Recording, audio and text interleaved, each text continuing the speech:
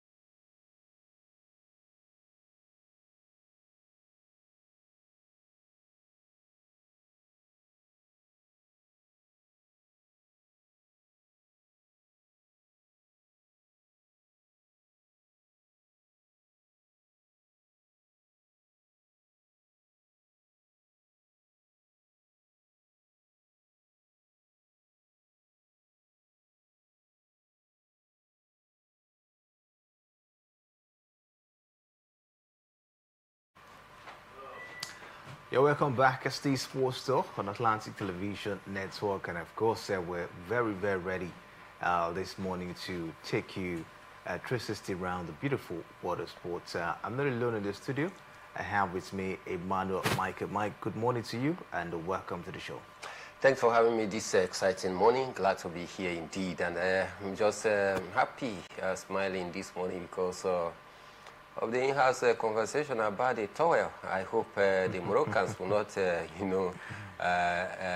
cause the price of towel to, go up high, because I don't know why they were jostling with the towel of, the Senegalese goalkeeper. But then beyond that, I think it is the UEFA Champions League night, and big and exciting moments await us tonight.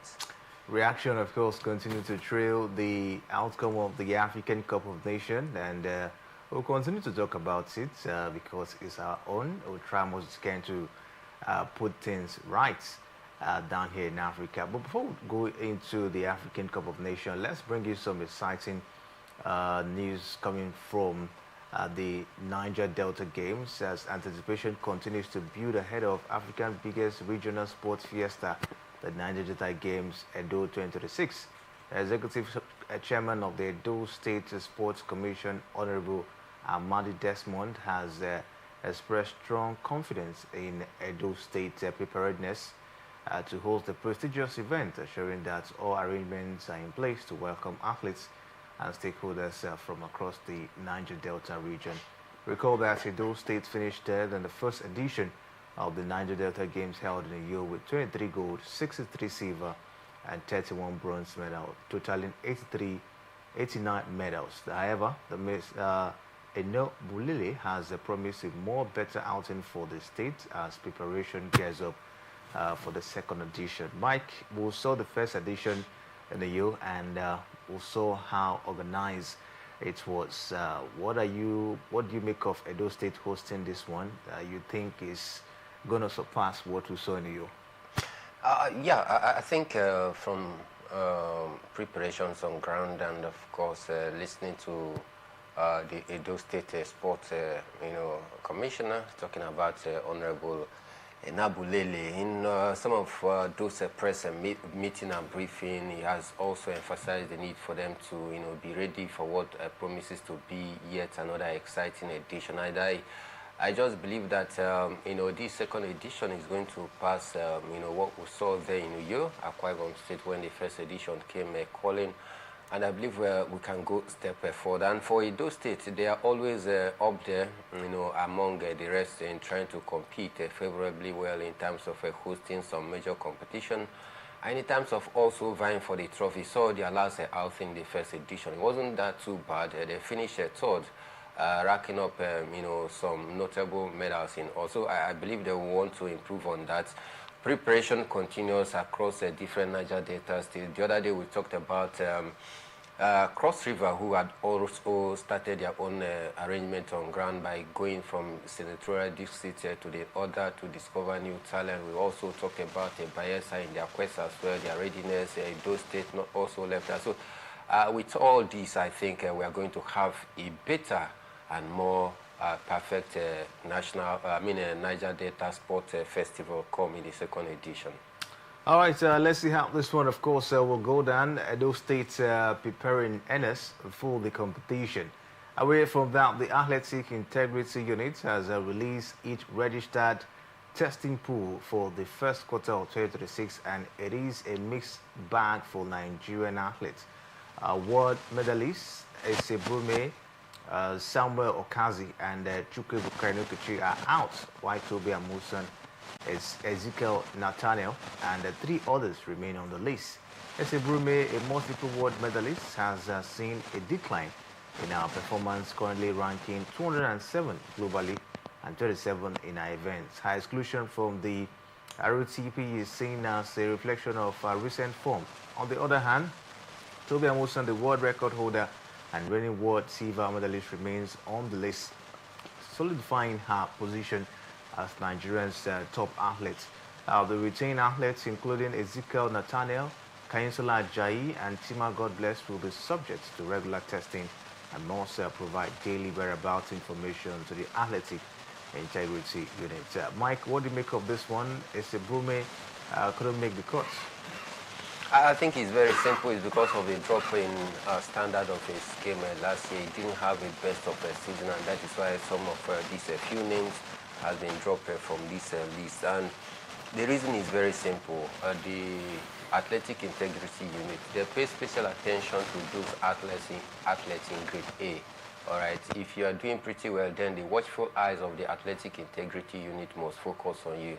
All right. You must, as a matter of must, every day provide them with your whereabouts, where you are at your location at any point in time.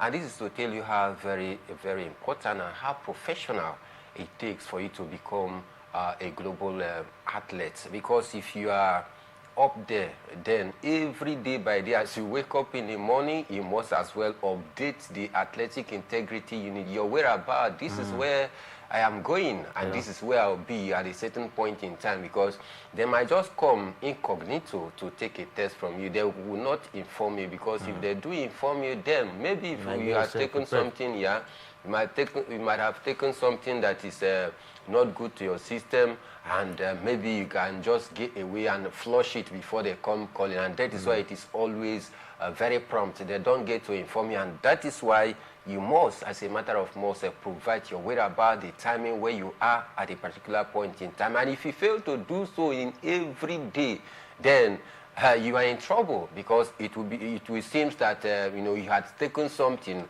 and just because you don't want them to access your whereabouts where you are at a particular point in time, you had to switch off your phone without updating. So I think for me, the likes of Keinsola Ajayi, then you talk about Tobilola Amosun, Ezekiel Natala. These are some of the top athletes. You saw their impressive outing in the outgone year, how effective they were in their different universities, and for some of them that are still trying to build their career, the likes of Tobilola Amosun. After the disappointment of the last Olympic game, she has been able to put that beside her and continue to work on a better outing. That's why we saw her leaving United States of America to go team forces out there in Jamaica with a former coach of Usain Bolt. And I think for me, it's a blessing for the Nigerian athletic, having known that some of these key names are still very much relevant and up there, and that is why the athletic integrity unit are taking special attention regarding some of these names. And taking a look at the current form of Ese Brume, should we be worried?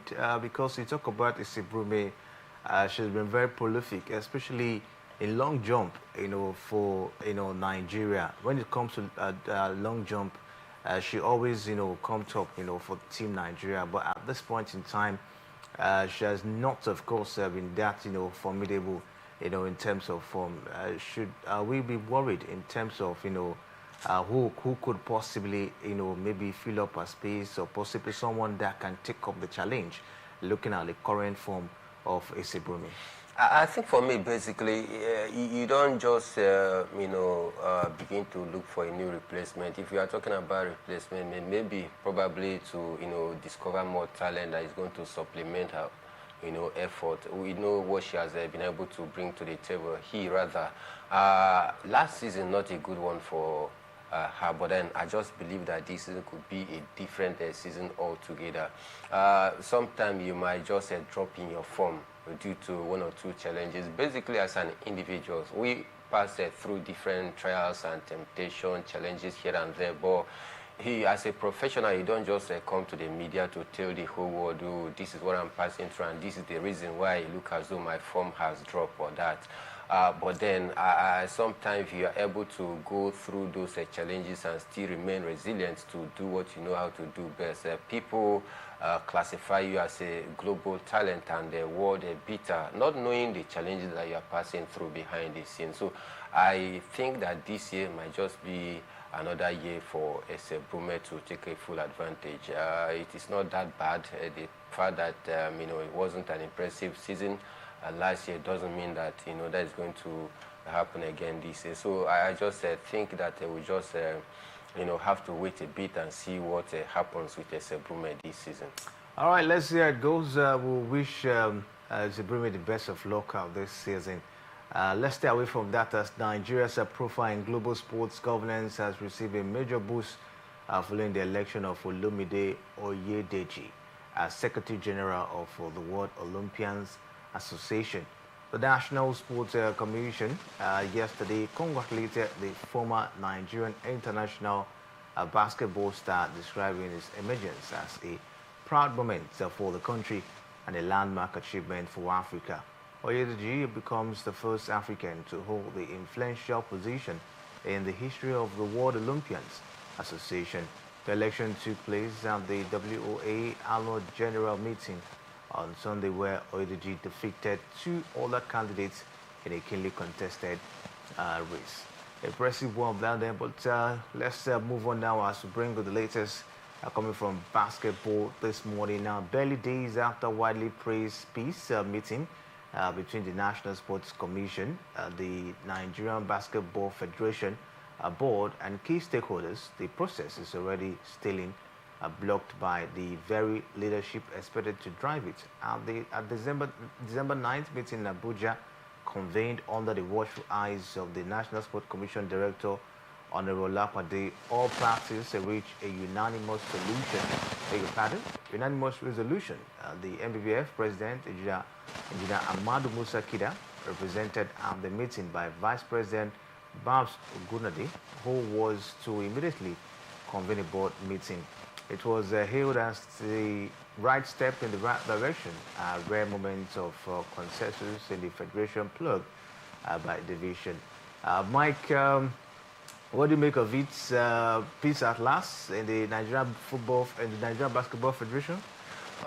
Not peace at last. We had anticipated that peace when they convened, stakeholders meeting last, a few weeks ago out there in Abuja when the National Sport Commission, Kola Olakpade, and other key stakeholders came to roundtable discussion. They had to review, the Constitution because it's about a constitutional infraction. Some persons obtaining about to expire, but they are trying to maneuver their way through to bend the Constitution to fit their own, plans and objective, which is tenure elongation, And you and I know that it's a clear constitutional infraction.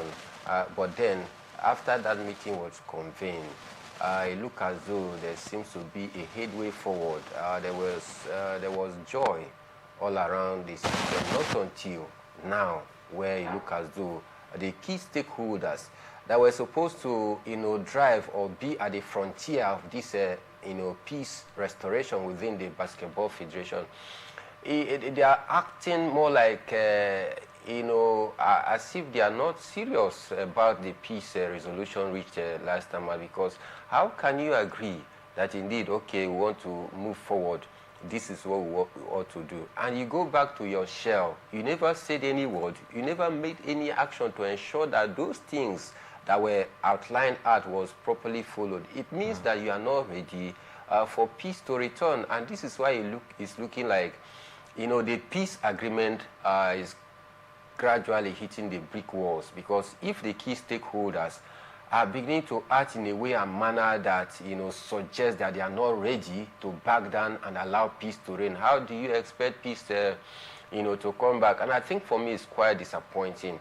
We had lingered with these controversial issues within the Basketball Association of Nigeria, and it's taking basketball development backward. And I don't expect this from Musa Kida, one who have been there. He has experienced so many things within the system. If there's any other person that want to serve as a distraction within the peace agreement reached within the Nigerian Basketball Federation, I think these key stakeholders in the person of Musa Kida and the rest of his legion should try to be the one that should stamp their feet and say, no, this is the right thing to do.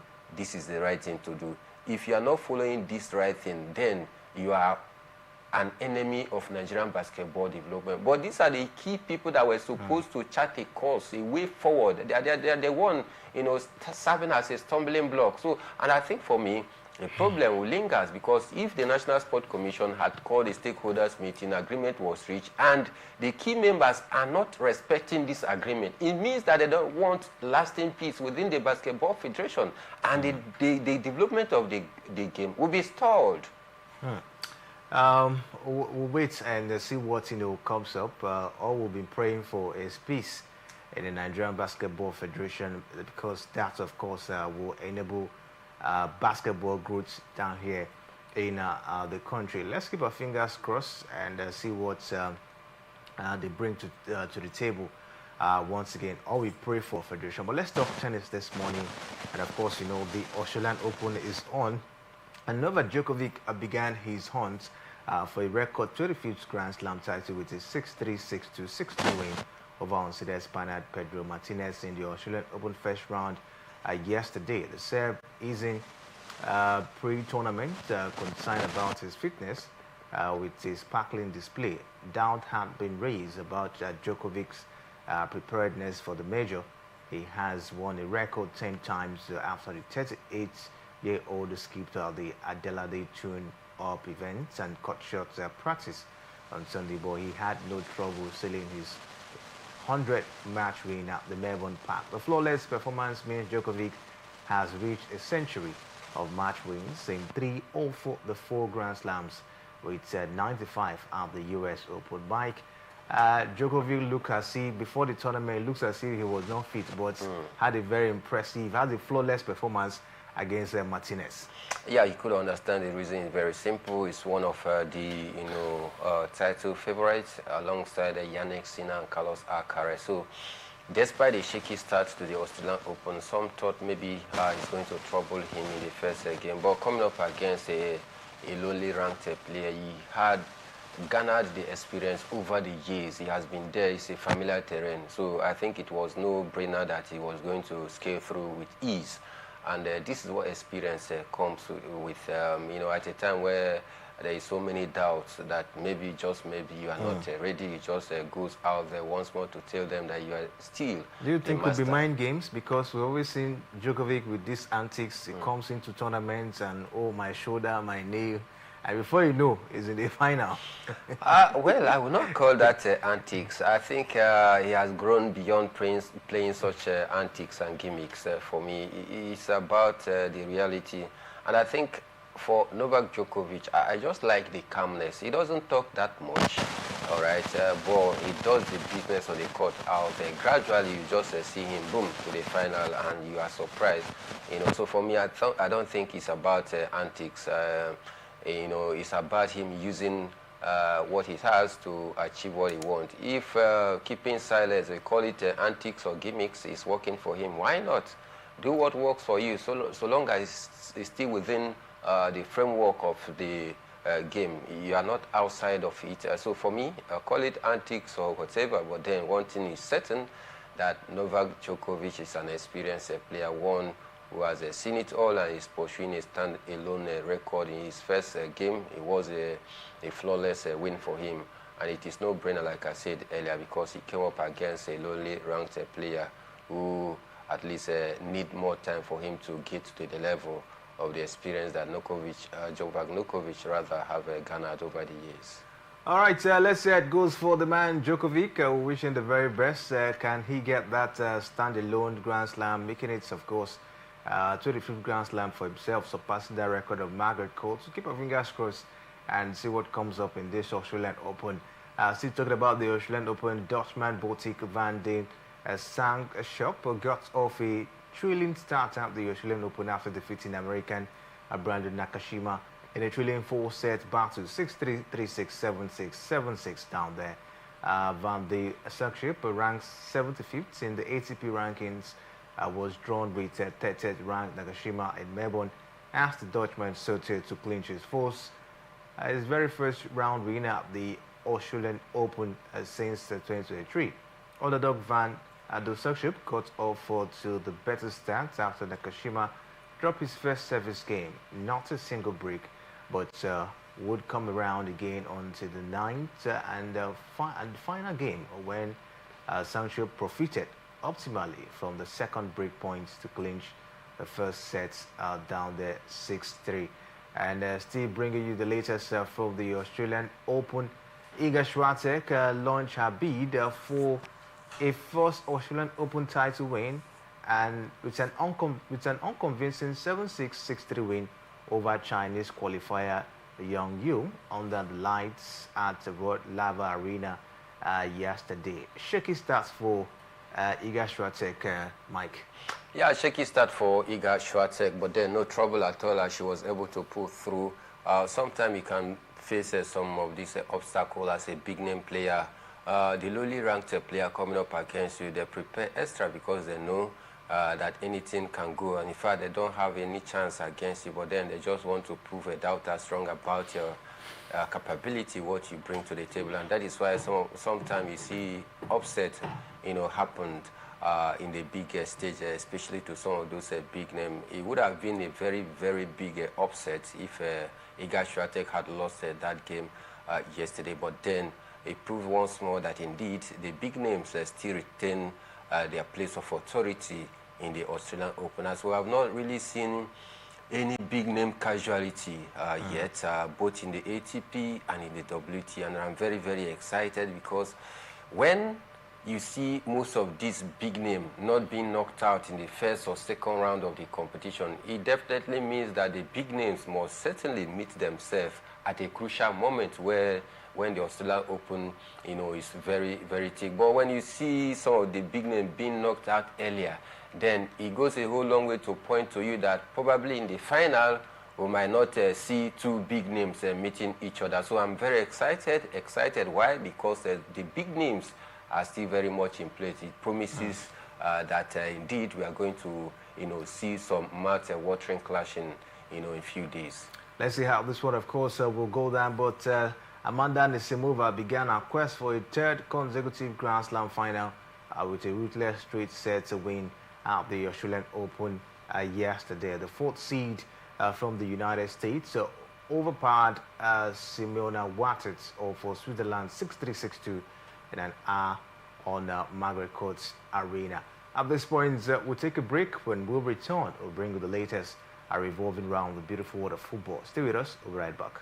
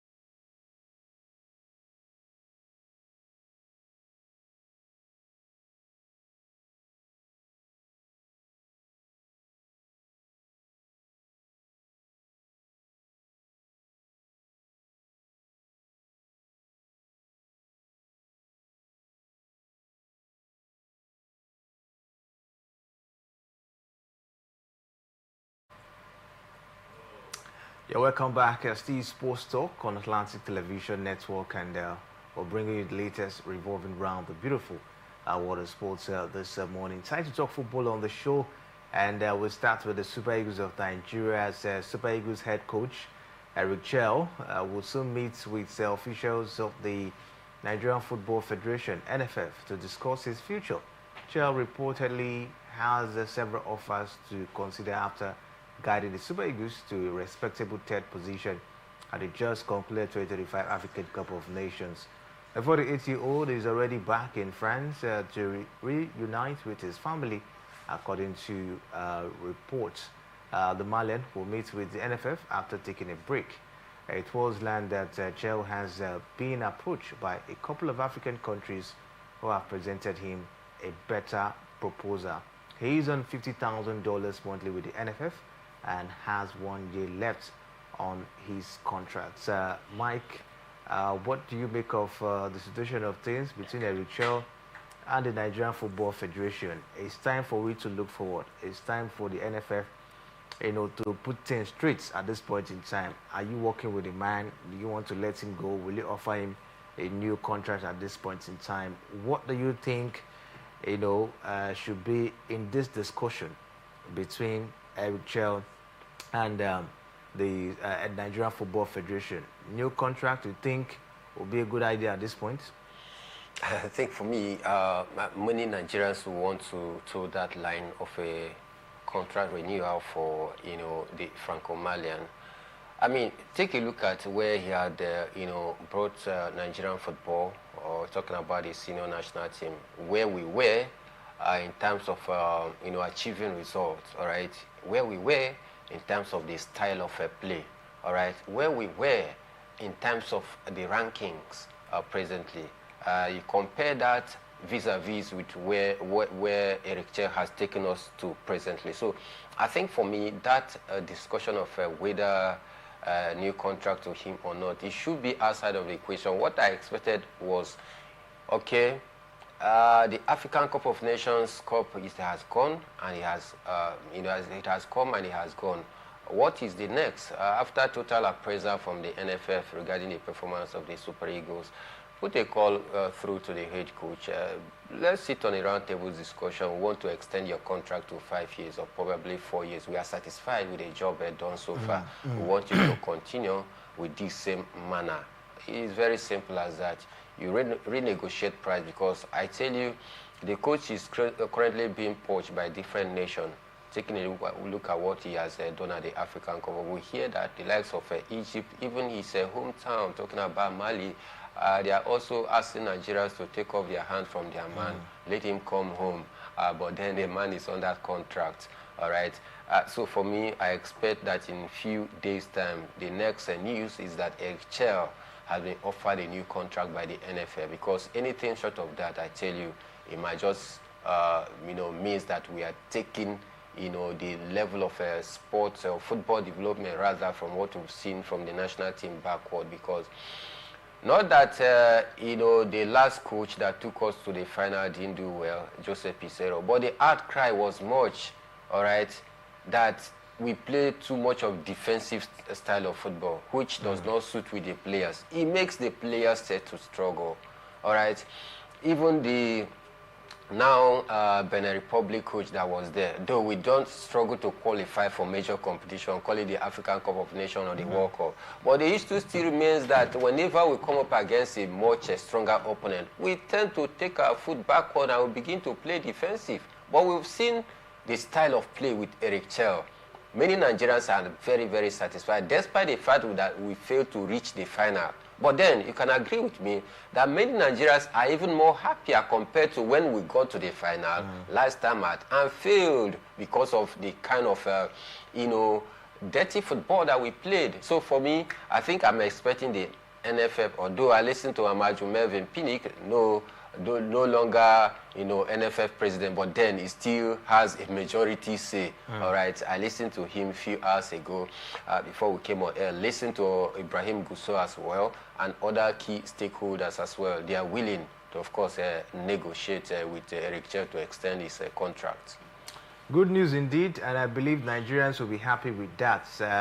I think it's time we look forward to building the national team with Eric Chell, because of course you take a look at what he's done. If he stays maybe in 2, 3, 4 years, of course we could be able to see a very, very stabilized side, talking about the Super Eagles of Nigeria. And still talking about the Eagles, Super Eagles midfielder Alex Iwobi has told the Confederation of African Football CAF that he does not agree with the idea of a third place game at the African Cup of Nations, even though Nigeria won a penalty shootout against Egypt to finish third at the 2025 African Cup of Nations. Iwobi is unsure about how much the match really matters. Iwobi was one of the best players at the 2025 AFCON, playing in every match of the tournaments in Morocco, except for the game where Nigeria beat Uganda. He came on as a substitute in the last 35 minutes of the third place playoff game against Egypt on Saturday and scored the decisive penalty in the shootout, helping Nigeria win the match. Mike, you will be saying no need of playing third place game in the African Cup of Nations. What do you make of this idea from him? For me personally, that is his opinion, but I don't want to, agree with that, all right? Because the reason are quite simple. In such a, continental showpiece where it is more likened to the World Cup, all right? Even in the World Cup, do we play third place match? The answer is yes. So if the biggest, organizers of football, talking about FIFA, has a place for a third place match in the World Cup, why not the African Cup of Nations?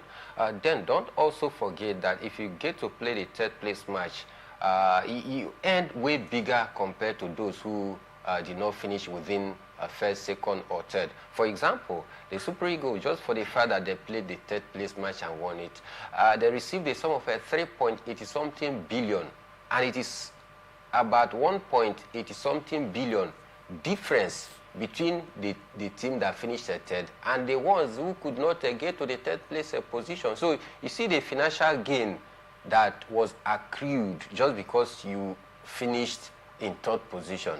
All right, and then you also receive, bronze medals. These things are very, very, good and okay for me.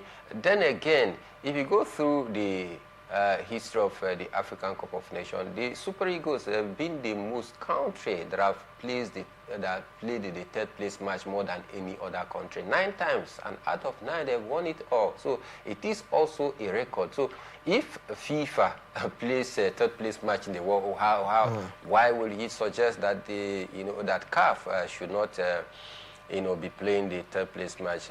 For me, I don't agree with that, because we have a lot of benefit that comes with playing the third place game. Still talking about the aftermath of the African Cup of Nations, Senegal coach Papetal has issued a public apology for instructing his players to leave the pitch during the final of the 2025 African Cup of Nations against host Morocco. The dramatic incident occurred after the center referee awarded Morocco a penalty at the 10th final. In protest, the Teranga Lions briefly walked out of the field following instructions from their coach, raising concerns over a possible abandonment of the match. However, calm was later restored after the Senegalese player returned to the pitch and went on to secure a historic victory, eventually winning the final in sudden death to clinch their second AFCON title. And Mike, there's been a lot of reaction looking at that gesture from the Senegalese, coach at this point. Do you think he overreacted, of course, in that encounter? Definitely, he did. He did overreact, and I think for me it was a shame to the image of African football, because even CAF, or rather FIFA president, was a president, and he has also issued a statement regarding that, ISO attitude from, what we saw in the final between Morocco and Senegal. It is, continental embarrassment for African football. I can tell you that for sure, despite the fact that you feel that the penalty wasn't, befitting. But then there is a way you need to conduct yourself in a manner that is befitting of a coach, and in a manner that is befits the respect and the reputation of African football. Even the FECAFOOT president, talking about Samuel Eto'o, he wasn't on the touchline, neither was he a coaching crew. He wasn't on the pitch of play. He was seated on the stand, all right? But because of his attitude and reaction when, the indomitable Lion played this same Morocco, actually got him into trouble, all right? He has been fined and cautioned by CAF because of his, what they term as unsportsmanlike behavior, because of his reaction in some of the decisions that were taken when Cameroon were in action. So if he wasn't on the touchline, how more of a coach that was on the touchline who clearly ordered his players to leave the field? That was a global embarrassment to African football. All right, we understand that you might not agree with the position and decision of a ref, but then there are ways and manner that you can be able to channel your grievances and not to bring shame to African football. And I believe that CAF, they are also, reviewing the process from what I hear, and necessary punishment will definitely be meted out to someone.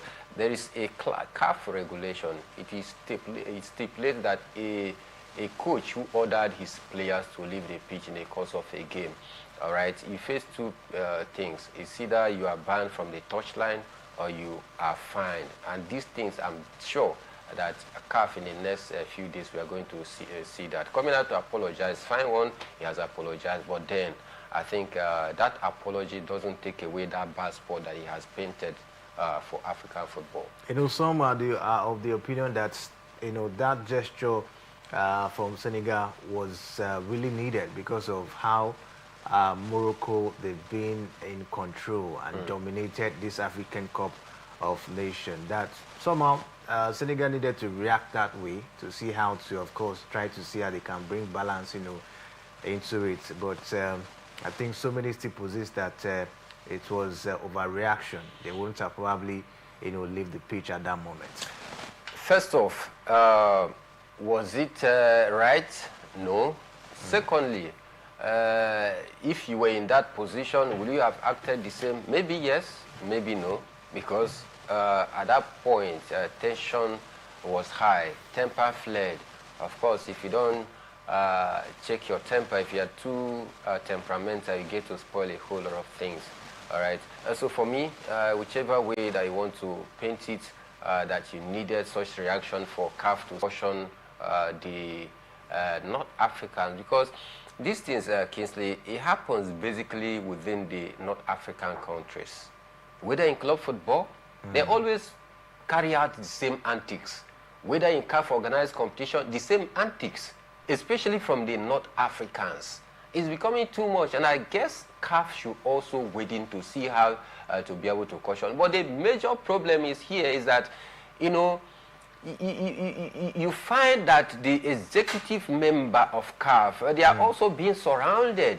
Bulk of them are the North Africans. And this is my fear. They might not just do anything, positive about that in trying to caution these North African teams, for them to stop such nonsense antics, maybe in the cause that they just want to host and win at all costs. Football is not done that way. Yeah. So I think CAF should do everything possible to caution them so that these North Africans can allow fair and balanced, competition.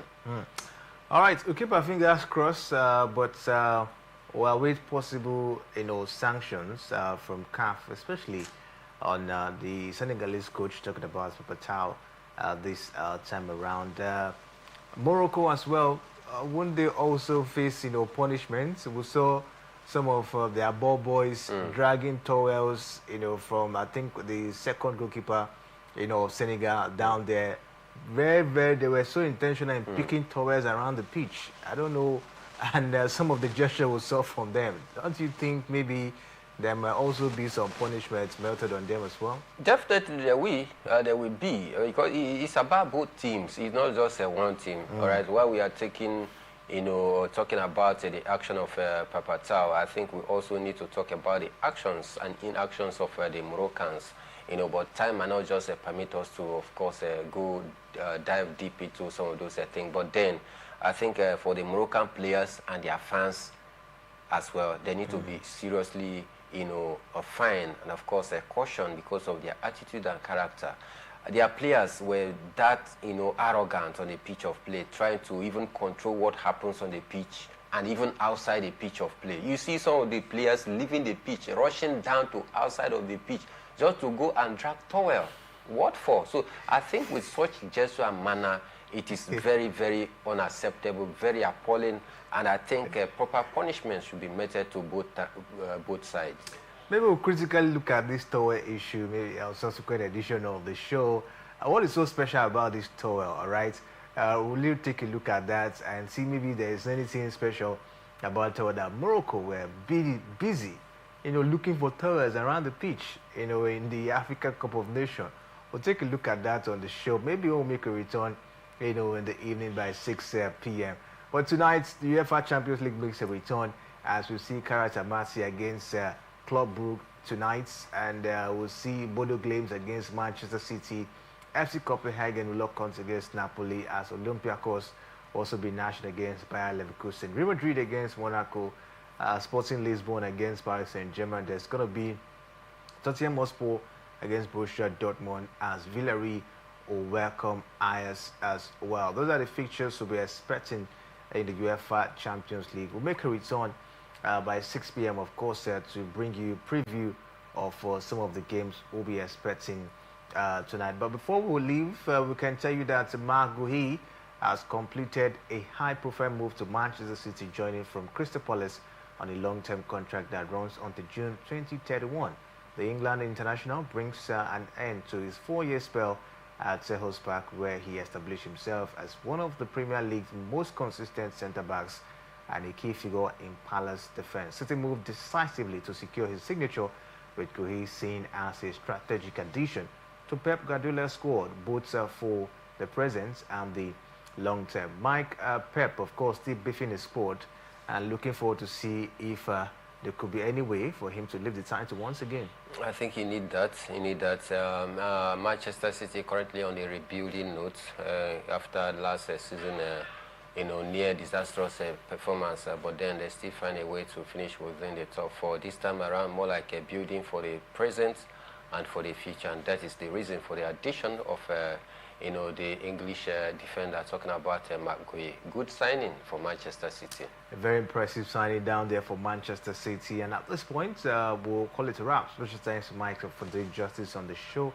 And we really, really do appreciate your time with us as well this morning. You can go down to different social media handles, Facebook, YouTube, X, and Instagram. The conversation continues right there. We'll be back by 6 p.m. To bring you the preview of some of the UEFA Champions League features tonight. My name is Kingsley Manuel. Thanks for watching.